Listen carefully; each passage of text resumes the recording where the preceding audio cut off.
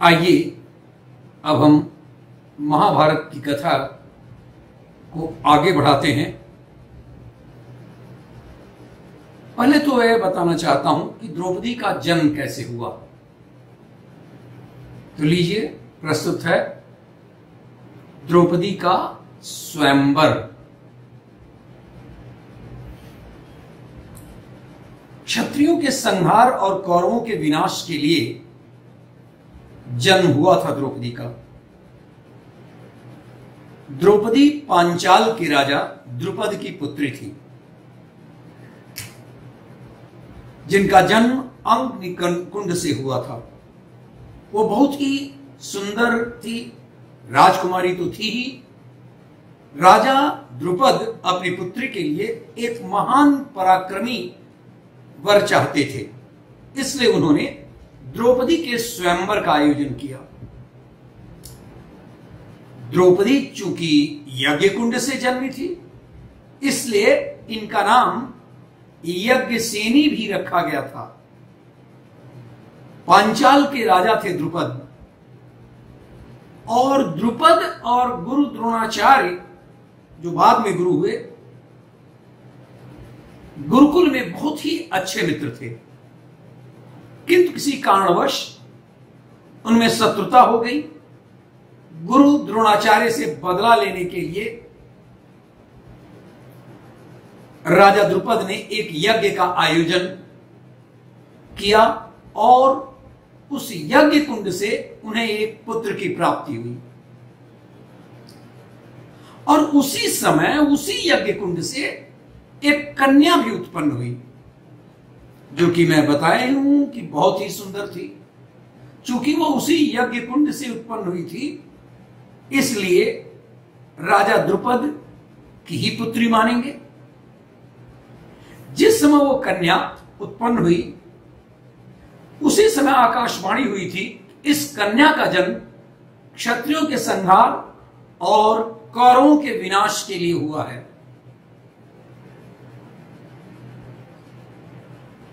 राजा द्रुपद ने अपने पुत्र का नाम धृष्टद्युम्न तथा पुत्री द्रौपदी, जो बहुत ही रूपवान थी, उसका नाम तो आपने द्रुपद के पुत्री होने के कारण आप स्पष्ट रूप से समझ रहे होंगे कि द्रौपदी का क्या कारण रहा होगा। द्रौपदी का रंग सांवला था, इसलिए इन्हें कृष्णा भी कहा जाता रहा है। पांचाल के राजा द्रुपद अपनी पुत्री द्रौपदी का विवाह चाहते थे करना एक पराक्रमी राजकुमार से। उन दिनों पांडुपुत्र अर्जुन सर्वश्रेष्ठ धनुधारी थे। राजा द्रुपद अपनी पुत्री का विवाह मन से उन्हीं से कराना चाहते थे। लेकिन जब उन्हें यह खबर मिली कि पांडुपुत्रों की मृत्यु हो चुकी है, उन्हें लाक्षागृह में जला दिया गया है, तो उन्होंने सोचा कि चलिए अब द्रौपदी के लिए योग्य वर की तलाश में हम पांचाल कोर्ट में ही द्रौपदी के स्वयंवर का आयोजन करेंगे।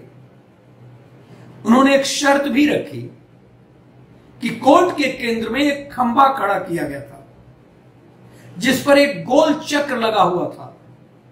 उस गोल चक्र में एक लकड़ी की मछली फंसी हुई थी, जो कि एक तीव्र वेग से घूम रही थी। उस खंभे के नीचे पानी से भरा हुआ पात्र रखा था।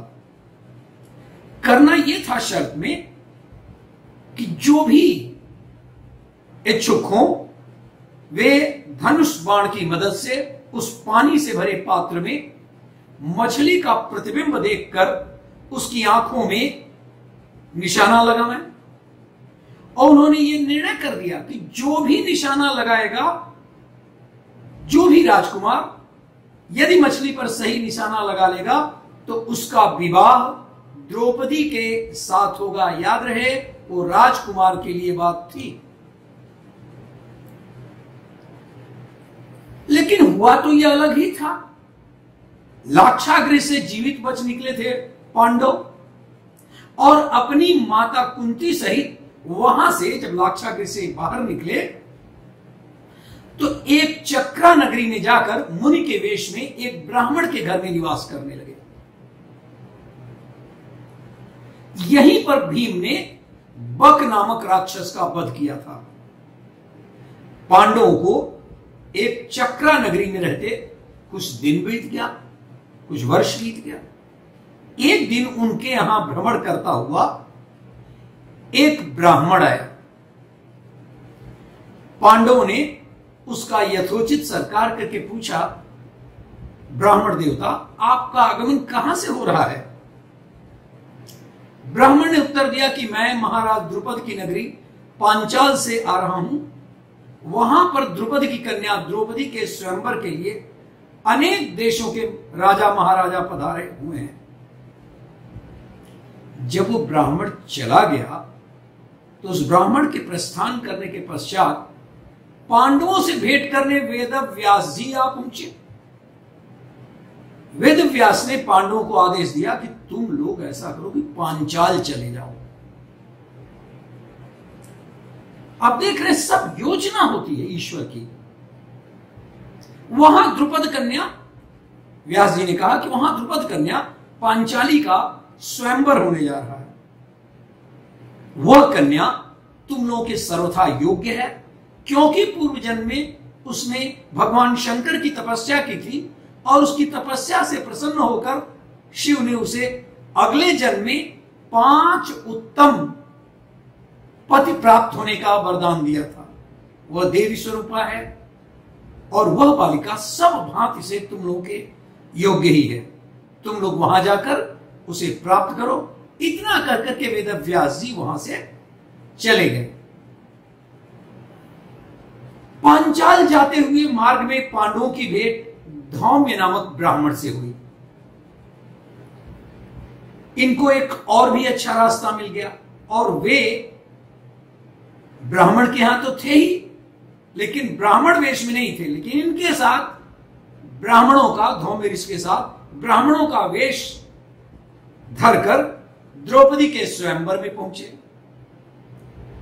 स्वयंवर सभा में अनेक देशों के राजा महाराजा एवं राजकुमार पधारे हुए थे। एक और श्री कृष्ण अपने बड़े भाई बलराम तथा गणमान्य यदुवंशियों के साथ विराजमान थे। वहां वे ब्राह्मणों की पंक्ति में जाकर बैठ गए। कुछ ही देर में राजकुमारी द्रौपदी हाथ में वरमाला लिए अपने भाई धृष्टद्युम्न के साथ उस सभा में पहुंची। धृष्टद्युम्न ने सभा को संबोधित करते हुए कहा, हे विभिन्न देश से पधारे हुए राजा महाराजाओं, इस मंडप में स्तंभ के जो लगा हुआ है उसमें ऊपर बने हुए उस घूमते हुए यंत्र पर ध्यान दीजिए। उस यंत्र में एक मछली लटकी हुई है तथा यंत्र के साथ घूम रही है। आपको स्तंभ के नीचे रखे हुए तैल पात्र में मछली के प्रतिबिंब को देखते हुए बाण चलाकर मछली के नेत्र को लक्ष्य बनाना है।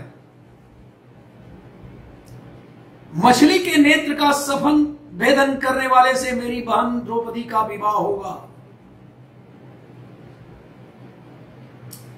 स्वयंवर में द्रौपदी ने स्पष्ट करा दिया कि मैं सूत पुत्र कर्ण को इस सभा में देख नहीं सकती, वह इसमें भाग नहीं ले सकते क्योंकि वह सूत पुत्र हैं। कर्ण को अपना यह अपमान सहन नहीं हुआ और वे इसी कारण से स्वयंवर छोड़कर चले गए। देखते ही देखते बहुत से राजाओं ने कोशिश किया किंतु वो असफल हो गए। यह देखकर राजा द्रुपद अत्यंत दुखी हुए कि उनकी पुत्री से विवाह करने योग्य कोई भी पराक्रमी पुरुष नहीं आ सकता। तभी एक ब्राह्मण आया और अर्जुन वो थे ब्राह्मण। और उस कार्य को करने के लिए पहुंचते हैं। कोई उन्हें पहचानता नहीं है। वहां उपस्थित सभी राजकुमार इस बात का विरोध करते हैं कि एक ब्राह्मण इस प्रतियोगिता में कैसे भाग ले सकता है, क्योंकि यह राजकुमारों के लिए है। किंतु उस ब्राह्मण का स्वरूप देखते हुए, उसके आत्मविश्वास को देखते हुए किसी को भी कुछ कहने की हिम्मत नहीं होती है। अर्जुन ने बहुत ही आसानी से लक्ष्य को भेद कर उस कार्य को पूरा कर लिया। द्रौपदी यह देखकर बहुत प्रसन्न हुई और वरमाला जाकर सीधे अर्जुन के गले में डाल दी। सभी राजकुमार अर्जुन से जल गए, ईर्ष्या करने लगे और एक ब्राह्मण वो भी उस पर आक्रमण कर देते हैं। तभी पांडुपुत्र भीम अर्जुन को उनसे बचाने के लिए सामने आते हैं। भीम और अर्जुन सहित पांचों पांडव एक साथ मिलकर सभी राजकुमारों को आसानी से पराजित करते हुए द्रौपदी को लेकर वहां चले जाते हैं। द्रौपदी का भाई धृष्टद्युम्न यह जानने के लिए कि यह ब्राह्मण आखिर है कौन, उसका पीछा करते हैं धीरे धीरे। जब पांडव अपनी कुटिया पहुंचते हैं तब वे अपनी माता कुंती से कहते हैं, देखिए मां, हम क्या लेकर के आए हैं। कुंती कहती, बेटा जो भी लाए हो वह आपस में बांट लो, क्योंकि कुंती सोचती थी कि वह जो कुछ भी लाया होगा कुछ खाने की चीज लाया होंगे। जब वो देखते हैं कि यह तो एक दुल्हन है जो कि अर्जुन की पत्नी है, कुंती बहुत ही दुखी होती है कि धर्म के अनुसार पांडवों को ये क्या कह दिया, क्योंकि पांडव अपनी माता के हर शब्द को उसी तरह से स्वीकार करते थे। उन्होंने कहा, पांडवों ने आपकी आज्ञा शिरोधारी है और उसका पालन करना होगा। द्रौपदी पांचों भाइयों की पत्नी कहलाएगी। तभी श्री कृष्ण वहां पहुंच जाते हैं और माता कुंती से कहते हैं, आप इस बात से कतई परेशान न हो। द्रौपदी ने पिछले जन्म में सर्वगुण संपन्न पति पाने के लिए भगवान शिव की तपस्या की थी और उसने वरदान में 5 गुणों से युक्त पति की कामना की थी। तब भगवान शिव ने उसे वरदान दिया था कि अगले जन्म में उसे 5 पतियों की प्राप्ति होगी और हर एक पति में एक गुण होगा जो तुम चाहती हो। श्री कृष्ण की बात सुनकर कुंती उनसे सहमत हुई और इस तरह द्रौपदी पांचों पांडवों की पत्नी कहलाने लगी। धृष्टद्युम्न जो द्रुपद का पुत्र था और जो पांडवों का पीछा कर रहा था, उसने सब देखा और अपने पिता के पास जाकर उनसे कहा, पिताश्री, मैं आपके लिए खुश खबर लाया हूं। वो जो पराक्रमी ब्राह्मण था जिसने द्रौपदी के साथ विवाह किया था, वह कोई और नहीं बल्कि पांडुपुत्र अर्जुन ही हैं। राजा द्रुपद यह सुनकर बहुत खुश है, लेकिन जब धृष्टद्युम्न ने अपने पिता को यह बताया कि द्रौपदी पांचों पांडवों की पत्नी बनेगी, तो यह सुनकर राजा द्रुपद बहुत ही दुखी हुए, क्योंकि एक सामाजिक व्यवस्था के खिलाफ था। उसी समय ऋषि व्यास वहां पहुंच गए। उन्होंने राजा द्रुपद से कहा कि हालांकि आपका सोचना यह सत्य है और इस तरह के विवाह की पवित्र ग्रंथों में अनुमति भी नहीं है, किंतु यह एक विशेष विवाह है जो कि स्वयं भगवान शिव का वरदान है जो द्रौपदी को मिला है और इसलिए यह धर्म के विरुद्ध नहीं है। राजा द्रुपद ऋषि व्यास की बातों से सहमत होते हैं और अपनी पुत्री के विवाह का आयोजन करवाते हैं। पांचों पांडव अपनी माता कुंती के साथ राजभवन में प्रवेश करते हैं। तभी वहां युधिष्ठिर अपना वास्तविक परिचय देते हैं। इस बात से राजा द्रुपद को बहुत ही खुशी होती है, क्योंकि वे अपनी पुत्री द्रौपदी का विवाह अर्जुन के साथ ही कराना चाहते थे और हुआ भी यही। द्रौपदी का पांचों पांडवों के साथ विवाह संपन्न हुआ विधिवत धार्मिक रीति से, और वे सभी माता कुंती के साथ हस्तिनापुर पहुंचते हैं। लेकिन हस्तिनापुर में तो यह खबर फैल गई थी कि पांचों पांडव मर चुके हैं, जल के भस्म हो चुके हैं लाक्षागृह में। लेकिन जब पांडवों के जीवित होने की सूचना हस्तिनापुर में सबको मिलती है तो सभी बहुत प्रसन्न होते हैं।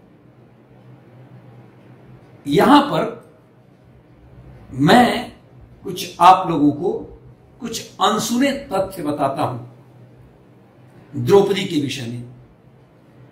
पहला तथ्य, पूर्व जन्म में द्रौपदी विधवा हो गई थी। भविष्य पुराण की कथा में उल्लेख मिलता है कि पूर्व जन्म में द्रौपदी एक ब्राह्मण की पुत्री थी। इनके पति के मृत्यु हो जाने के कारण इन्हें वैधव्य का सामना करना पड़ा था।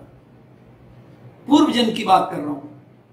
भविष्य पुराण के अनुसार गरीबी और कष्टमय जीवन में भी इन्होंने ब्राह्मणों और साधुओं की बड़ी सेवा की थी। साधुओं की कृपा से इन्होंने तमाम दान व्रत किया था, और इस व्रत से इन्हें यह वरदान मिला था कि यह देवी लक्ष्मी के समान होगी। यह जब तक स्वयं भोजन नहीं कर लेगी तब तक इनका भोजन पात्र भरा रहेगा। यह था ब्राह्मणों का, साधुओं का इनके ऊपर वरदान। और द्रौपदी के इसी वरदान के कारण वनवास के दौरान भी पांडव ब्राह्मणों और अतिथियों को भोजन करवाने में सक्षम हुआ करते थे। दूसरा तथ्य अनसुना। कैसे मिले द्रौपदी को 5 दीर्घायु पति? अभी मैंने बताया था कि पूर्व जन्म में अल्पायु में ही विधवा हो जाने के कारण द्रौपदी ने ऋषियों की सलाह पर महादेव को प्रसन्न करने के लिए इनको सलाह दिया और इन्होंने तपस्या करना आरंभ कर दिया। भगवान शिव ने द्रौपदी की तपस्या से प्रसन्न होकर दर्शन दिया, वरदान मांगने को कहा। द्रौपदी ने वरदान रूप में ऐसा पति मांगा जो किसी एक पुरुष में संभव न हो। आखिरकार जब एक पुरुष में संभव नहीं है तो कैसे हो सकता था? इस वरदान के कारण द्रौपदी अगले जन्म में 5 पतियों की पत्नी बनी और वे सभी दीर्घायु हुए। आइए मैं एक तीसरा तथ्य बता रहा हूं। द्रौपदी के 5 नाम हुए। द्रौपदी को द्रौपदी इसलिए कहा जाता था कि वे राजा द्रुपद की पुत्री थी। उन्हें पांचाली इसलिए कहा गया कि राजा द्रुपद पांचाल देश के राजा थे। उनका एक नाम कृष्णा था क्योंकि वे भगवान कृष्ण की सखी थी, और अलावा इसके कि वह सांवली थी। उनका एक नाम याज्ञनी भी था क्योंकि ये यज्ञ करने के बाद पैदा हुई थी। अज्ञातवास के दौरान द्रौपदी ने राजा विराट के यहां उनकी पत्नी सुदेशना के सौंदर्य की देखरेख करने वाली के रूप में काम किया था, इसलिए उनका नाम वहां रखा गया था सरेंद्री। चौथा रहस्य देखिए, द्रौपदी के 5 पुत्र थे। द्रौपदी ने भी एक वर्ष में एक पुत्र को जन्म अंतराल से 5 पांडव से दिया। 5 पांडव, एक पांडव का एक पुत्र उन्होंने एक वर्ष में दिया। मैं यहां बता दूं कि युधिष्ठिर के पुत्र का नाम था प्रतिबिंब। भीमसेन से उत्पन्न हुआ पुत्र का नाम था सुतसोम। अर्जुन के पुत्र का नाम था श्रुतकर्मा। नकुल के पुत्र का नाम था शतानिका, और सहदेव के पुत्र का नाम था श्रुतसेन। ये दुर्भाग्य ही कहेंगे कि द्रौपदी के 5 पुत्र महाभारत के युद्ध के दौरान सभी व्यक्तियों की मृत्यु हो गई। एक यहां पर और भी जोड़ दूं कि द्रौपदी तो सभी पांडवों की पत्नी थी ही, लेकिन पांडवों के अन्य पत्नियों के नाम भी और उनसे जन्मे पुत्रों के नाम भी यहां पर मैं बता दूं। युधिष्ठिर की दूसरी पत्नी का नाम था देविका, और देविका से धौधेय नाम का पुत्र जन्मा। अर्जुन की द्रौपदी के अलावा सुभद्रा, उलूपी और चित्रांगदा नाम की 3 और पत्नियां थीं। सुभद्रा से अभिमन्यु, उलूपी से इरावत, जिसका कि अभिमन्यु, इरावत और बब्रुवाहन, इन सब का, बब्रुवाहन चित्रांगदा से हुआ था और इसके सब तीनों पुत्रों की मृत्यु उसी समय हुई थी, महाभारत के युद्ध के समय। भीम की हिडिंबा एक और पत्नी थी और बलंधरा भी एक और पत्नी थी। तो हिडिंबा से आप लोग सुने होंगे घटोत्कच, और बलंधरा से एक और पुत्र है, मुझे नाम नहीं याद आ रहा है। नकुल से, द्रौपदी के अलावा नकुल की एक और पत्नी थी, नाम था उसका करेणुमति, और करेणुमति से निर्मित्र नामक पुत्र का जन्म हुआ था। और पांचवें भाई सहदेव की दूसरी पत्नी का नाम था विजया, जिससे इनका सुहोत्र नामक पुत्र जन्मा। और इस प्रकार द्रौपदी के बारे में आख्यान मेरा यहां पर समाप्त हुआ।